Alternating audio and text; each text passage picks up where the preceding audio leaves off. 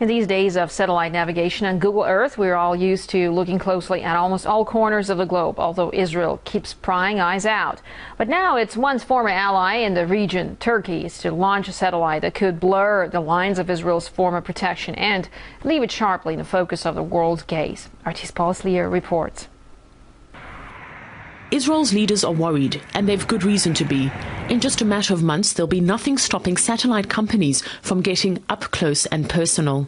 The concern was, of course, because of Israel's security situation, not to enable enemy countries to obtain very high-resolution imagery of Israel. Until now, only the Americans had the technology capable of taking images greater than 2 meters per pixel resolution, and American law stopped US companies from distributing the pictures. America is very sensitive to Israel's security demands, the security issues, and plays along with it. Which means even with Google Earth, one can zoom into Israel, but only so far. If you try to look at specific parts of Israel, many of them will come out blurrier than any other place in the world that I've checked. But that's about to change. Turkey's putting the finishing touches to a military satellite it plans to launch within the next 2 years. The Göktürk satellite will be capable of taking the very pictures Tel Aviv doesn't want distributed. And there are no American-style legal qualms in Turkey about upsetting its photosensitive neighbor.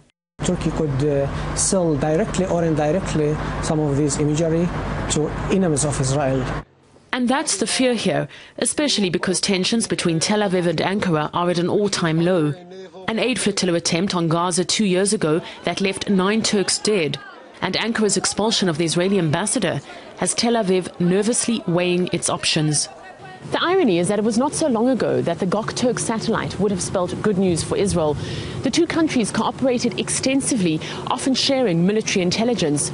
But whereas Turkey was once Israel's closest ally in the Muslim world, today it is Ankara that is asserting itself without Tel Aviv as a powerful player in the region. Turkey is trying to say that Israel will not be granted the special service or relations that it used to have.